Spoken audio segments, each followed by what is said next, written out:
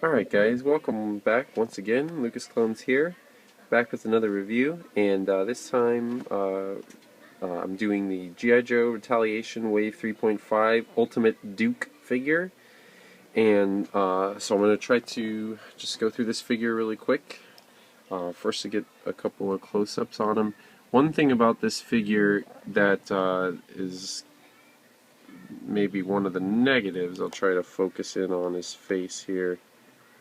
I don't know how well you can see, but his head is not painted very well. You can see his hairline is kind of all jacked up, and there was on his nose an extra bit of plastic, and his nose was slightly deformed. And if you look at his neck post is a completely different flesh tone color than his head. So I don't know what's up with that. That's really the only negative thing that I have to say about this figure, except for maybe one more thing. Actually, two more things, I should say. It does have the Joe Trooper legs, which means that the ankles are the ball hinge that swivel, back and forth. They don't rotate at all, which I always, especially with a figure like this, I would always rather have them rotate than have the swivel action. Yeah, it's okay for action poses, but it's a little annoying.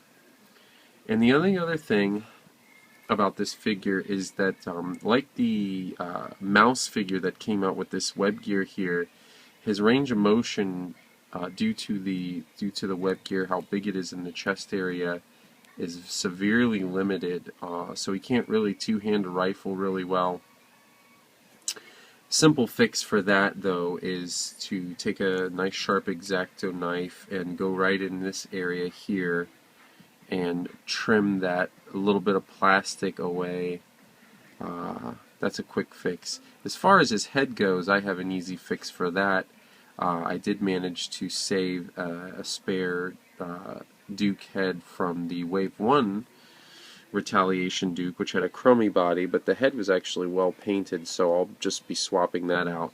So, other than that, articulation is ball jointed head, ball hinge shoulder, ball hinge swivel elbow, ball hinge swivel wrists with the alternating. He's got a ball hinge torso in there. He's got ball hinge J-hook hips. He's got double jointed knees and the rocker ankles. So super articulated, fully articulated awesomeness.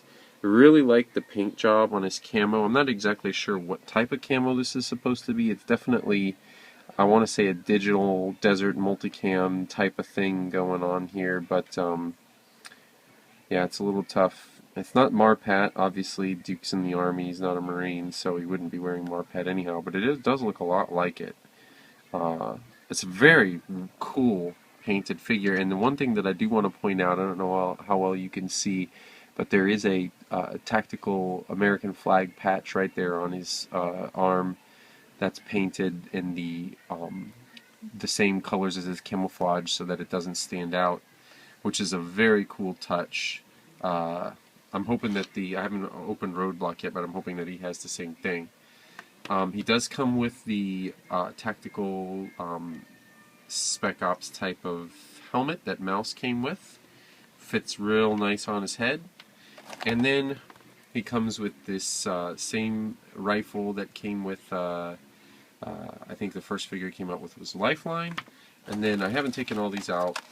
Oh yeah, and he does have a knife back there and a pistol. I tried to leave all the accessories in the tray, but my son got into it yesterday afternoon or this morning and kind of pulled some of the accessories out and put them in for me. The coolest thing I think about the accessories is the Predator drone, or I don't actually know if it's a Predator drone, but it sure does look like it that he comes with. And then I'm not going to name all these guns, but he does come with quite a huge amount of guns. Most of them are just kind of repacks of old stuff. There's an old school AK-47, there's a tactical M4 type of gun, a G36, I don't know what that's supposed to be. My son knows more of this stuff. Shotgun, rocket launcher, RPG, I should say, another combat knife, and he comes with the tactical swappable head which is painted to match his camo. But that Predator drone is probably my favorite thing besides the figure. I'd like to have a few more of those to have. And it does fold up, its wings move. So cool, cool, cool figure. Just an awesome figure. I hope that I'm able to get more of him for customs, because he's just a sweet figure for any sort of Navy SEAL or Green Beret or Special Operator type of customs, Black Ops to customs, which I like to do, or even Modern Warfare.